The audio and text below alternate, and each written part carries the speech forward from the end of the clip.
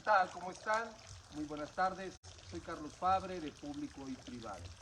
Hoy, jueves 3 de noviembre de este 2022, tenemos una entrevista especial con un hombre que es sin duda el luchador más histórico y el líder moral de la democracia mexicana, más allá de su representatividad en la izquierda nacional. Ingeniero, muchísimas gracias por estar en Chiapas. Siéntase en su casa. Carlos, muchas gracias. Un gusto estar con usted. Muchas gracias. En estos momentos vamos a hacer una entrevista para que el ingeniero nos diga cómo aprecia México, cuál políticamente polarizado, un México con un panorama económico poco alentador, con una expresión social que ha arrastrado decisiones importantes, paralelas, decisivas, en contraposición posiblemente de lo que esperaban algunos y otros deseaban, pero hoy la presentación del libro En Chiapas por una democracia participativa posiblemente le dé una mejor idea a usted sobre el reto que enfrentaremos rumbo al 2024. Quisiera hacer una pequeña presentación del ingeniero porque hay generaciones que posiblemente no conozcan la magnitud ni la trascendencia de esta entrevista. Con 88 años de fructífera existencia, el ingeniero Cuauhtémoc Cárdenas nació un 1 de mayo de 1934 en la Ciudad de México. Es hijo de Lázaro Cárdenas y de doña Amalia Solórzano. Obtuvo él el título de ingeniero civil por la Escuela Nacional de Ingeniería de la Universidad Autónoma de México en 1957. Inició su carrera política en el Partido Revolucionario Institucional, en el PRI, y lo eligieron senador por Michoacán. Fue subsecretario forestal en la Secretaría de Agricultura, fue gobernador de Michoacán. Él dejó el PRI en 1987 a las elecciones presidenciales de 1988 por el Frente Democrático Nacional, FDN, coalición del centro izquierda, quien aglutinó la oposición progresista. Carlos Salinas de Gortari fue el triunfador en las urnas en una elección discutida hasta la fecha. En 1988 reorganizó un partido al cual lo conocemos nosotros como PRD, Partido Revolucionario, Partido de la Revolución Democrática, para concurrir las elecciones de 1994, en las que fue nuevamente superado por el PRI de manera controversial también, cuya candidatura en esta ocasión encabezó Ernesto Cedillo Ponce por el PRI. Después fue jefe de gobierno, alcalde del Departamento del Distrito Federal del DF, logró las victorias tras ser el primer regente del DF elegido democráticamente y siendo el primer político no perteneciente al PRI que accedía al puesto político tan destacado desde 1929. Se le conoce también, les decía yo, por ser realmente el líder moral de esta izquierda, una izquierda progresista, el cual ha bautizado y que hoy precisamente nos dará sus puntos de vista sobre los grandes temas que enfrenta México. Ingeniero, muchas gracias. Otra vez le reitero mi gratitud y su generosidad de tiempo. México vive un momento histórico. México vive tiempos complicados para algunos, tiempos de gloria para otros. Desde su perspectiva, ¿cómo está México? Yo veo que está con el país está con este problema. Yo señalaría dos o tres. Uno es la enorme desigualdad social que existe. Es gente con oportunidades, gente que está progresando y una enorme mayoría que tiene más que nada carencias. Por otro lado, una economía que no crece muy, muy exiguamente. Y por otro lado, tenemos una violencia presente a lo largo y ancho del país, inseguridad, preocupación de mucha gente por las cosas que viven en el día a día. México está dividido. Hay un México del norte y hay un México del sur. ¿Eso contribuye a qué? Yo no lo veo así. Yo creo que los problemas, como he señalado, están presentes desafortunadamente en el norte norte, en el sur, en el centro, en cualquier parte del país. O sea que en ese sentido yo no veo división.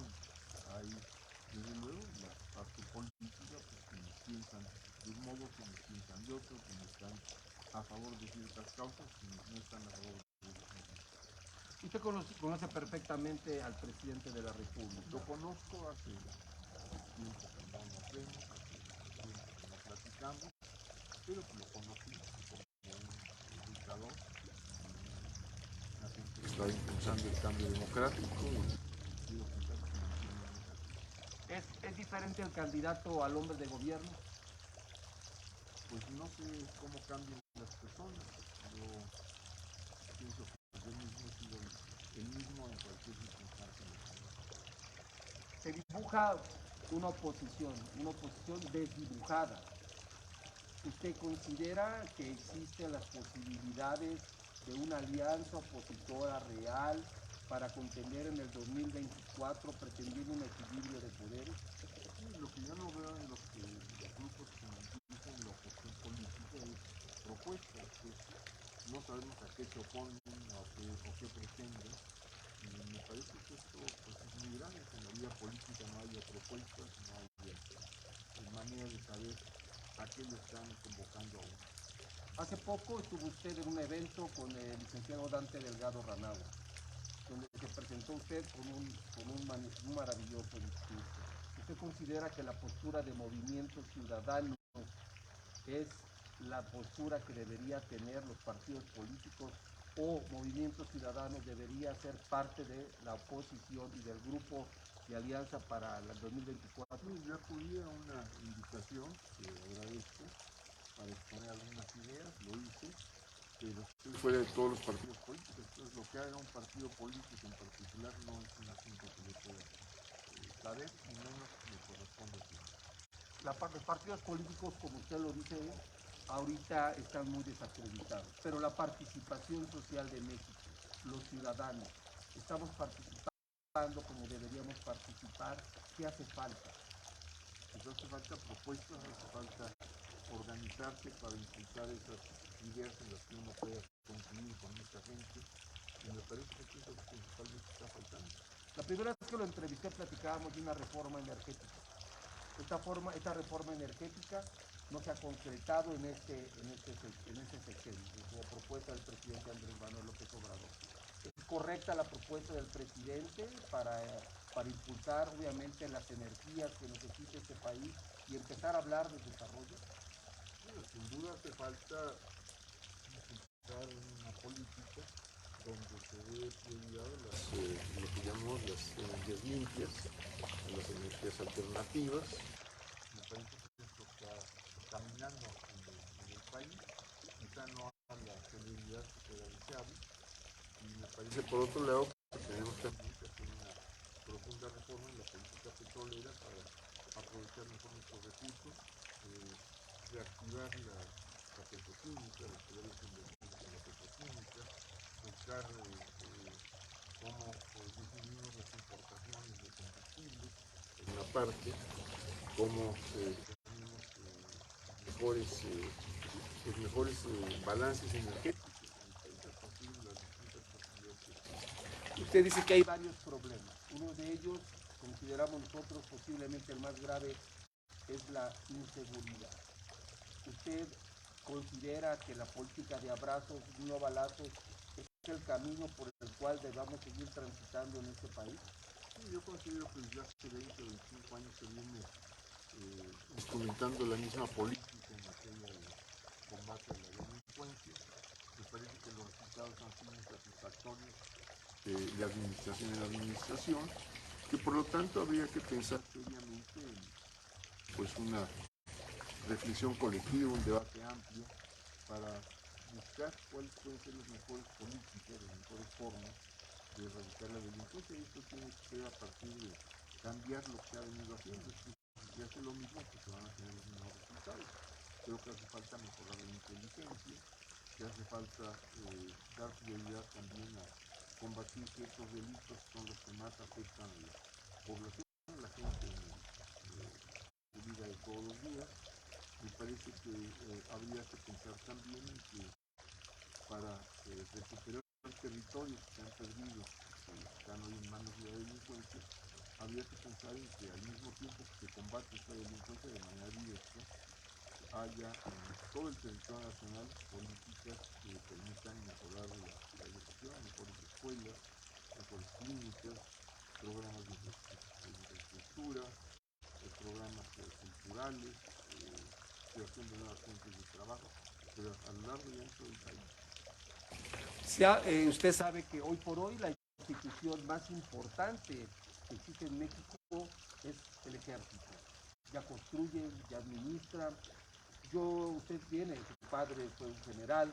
¿Usted cree que el ejército está realizando las funciones que deba realizar para que este país alcance los temas de desarrollo y, como se dice, no exista corrupción en México? Sí, no sé si esté lográndose este objetivo de combatir la corrupción. Lo que sí me parece es que han cumplido razonablemente bien las funciones que se le han encomendado al ejército. Pero por otro lado considero que hay funciones, la administración de aduanas, la administración de puertos, la construcción, que no necesariamente corresponden al ejército. Me parece que esas son las actividades más bien de la vida civil y que el portar un uniforme o vestirse de civil o usar pantalones o faldas no cambia la condición de las personas. En este caso, ¿usted considera que el ejército debe permanecer hasta el 2028 en las calles, salvaguardando la vida de los civiles, procurando la paz y la tranquilidad? ¿Usted lo considera que es un acto correcto? Sí, me parece, por ejemplo, que habría que pensar seriamente en devolver el carácter civil a la Guardia Nacional. Me parece que si en una situación de emergencia no hay quien combata a la delincuencia, pues lo tendrá que hacer el sector. El TEMEC. El TEMEC ha sido señalado por los países que forman parte de Canadá, Estados Unidos. ¿Considera usted que las políticas de relaciones exteriores que ha implementado, pero sobre todo las declaraciones del Ejecutivo, han ayudado para que este tratado solvente o sea tal cual se espera en función del desarrollo de ambos países? Sí, sé que están en pláticas y espero que las pláticas fructifiquen en algo que pueda favorecer a nuestro país. Se notan aciertos y desaciertos en cualquier gobierno. La inseguridad no también es un problema de este gobierno solamente. Los temas de educación se han dejado en el cajón, considero yo. El tema de salud sigue siendo un problema.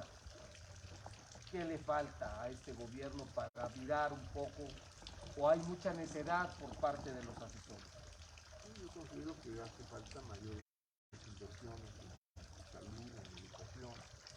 Esto requiere una reforma fiscal, como se ha señalado desde diferentes posiciones políticas, con diferentes visiones económicas. Y que sería importante llevar a cabo una reforma fiscal progresiva, como dicen los conocedores, que permita al Estado contar con mayores recursos para enfrentar las necesidades necesarias. Se habla de una batalla antes de la guerra, y esa es la reforma electoral.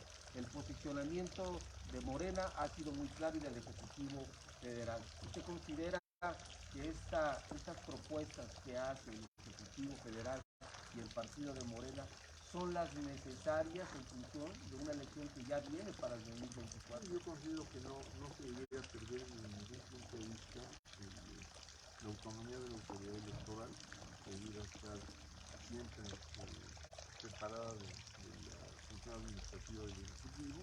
Y por otro lado, me parece que es importante que el padrón electoral lo maneje esta autoridad autónoma y no el gobierno. ¿Usted considera que el INE debe desaparecer? Pues le puedo llamar como quiera, yo considero que siempre tiene que haber una autoridad electoral autónoma. ¿Considera usted que las instituciones han sido influenciadas, han sido acotadas por parte de las autoridades en turno del Ejecutivo Federal? ¿Hay intromisión en los poderes? No lo sé decir, estoy muy lejos de esa actividad. Quisiera preguntarle también desde su punto de vista, los aciertos de este gobierno. Se habla de muchas cosas, pero en función de que con claridad la gente pudiésemos observar una licencia. ¿Cuáles han sido los aciertos? Y su punto de vista, ¿cuáles han sido los peores desafíos? Yo veo como acierto las políticas de carácter social, principalmente Los programas sociales. los programas sociales, y veo que no ha sido exitoso en el combate a la desigualdad, en el combate a la delincuencia, en la generación de crecimiento de la economía. Es acertado, pero no ha sido suficiente. Pues no les sé decir que haya sido suficiente. No, los datos los dicen. Hay más pobres, ¿no? Hay más delincuencia. Ahí están los datos. Perfecto. Usted fundó el Partido de la Revolución Democrática. ¿Usted considera que Morena es la continuidad correcta de lo que en verdad en su lucha como izquierda buscaban para México? Sí, en 2014 salí del Partido de la Acción Democrática y no tengo nada que opinar sobre el partido. ¿En qué se pudiese opinar, por ejemplo, en función de la política que se está llevando en estos momentos? Pues ya he dicho, me parece que es muy preocupante que haya una desigualdad total como la que tenemos, que la economía no crece como sería deseable y que no se esté controlando la delincuencia. ¿Usted considera que en el 2024 México pudiese aspirar a que una mujer pudiese gobernar México en función de que vivimos una época de muchos feminicidios, que vivimos un lastimoso y que constante queja por parte de las mujeres feministas, importante inseguridad? ¿Considera que una mujer está ya preparada para poder gobernar México? Yo creo que hay muchas mujeres preparadas, al igual que hay muchos hombres preparados. ¿Considera usted que las posibilidades son mayores para una mujer en estos momentos de la vida democrática de Se México? lo puedo contestar concretamente al día siguiente de la elección de 2024. Ingeniero Cuauhtémoc, Chiapas, aquí inicia la patria, muchos dicen que aquí termina. Chiapas está a punto de cumplir 200 años de su incorporación a México. ¿Se le ha quedado a deber a Chiapas? Pues yo creo que se ha quedado de ver a todas las regiones rezagadas, todos los grupos que no han tenido la oportunidad de progresar a lo largo de nuestra historia. Si usted pudiese comentarle, platicar con el presidente Andrés Manuel López Obrador, ¿cuál sería el primer señalamiento o consejo por el bien de México que le daría? Mire, no le doy consejos ni a mis hijos, porque no, por ahí no va mi plata. Otra cosa importante, ingeniero. En estos momentos se vive un momento de migración bastante difícil en México. Se han vulnerado los derechos humanos de muchos migrantes. ¿Usted considera que la política, la institución del Instituto Nacional de Migración ha quedado rebasada ante los cambios globales de los fenómenos migratorios? Pues son fenómenos que se dan porque en los lugares de origen de estos migrantes no se resuelven los problemas que ellos tienen. Me parece que esto es evidente, así como no se resuelven los problemas de los mexicanos que migran hacia los Estados Unidos. Hay letras muertas y uno de ellos es los acuerdos de San Andrés. ¿Qué opina usted del trato hacia los indígenas en este país? Me parece, lo he dicho públicamente, que es indispensable que se dé cumplimiento a los acuerdos de San Andrés. Es necesario, Es indispensable. es indispensable, señor. Señor, se está atentando contra la vida democrática de este país por la falta de participación ciudadana. Pues esas son decisiones que cada quien debe tomar, cada quien debe decidir si participa o no participa. ¿Cuál sería un mensaje que pudiese mandarle al pueblo de Chiapas? Pues primero un saludo muy cordial y después invitarlos a que discutan los problemas que tienen, que busquen afinidades y que empujen políticamente para que estos problemas puedan resolverse. Ayúdeme a terminar la frase, por favor. Yo, ingeniero Cuauhtémoc Cárdenas Solórzano, quiero ser recordado como. Como Cuauhtémoc Cárdenas, Muchas gracias, señor, por este espacio. entonces, Muchas gracias a usted que nos ve. Muchas gracias. Yo soy Carlos Fabre. Nos vemos en la próxima.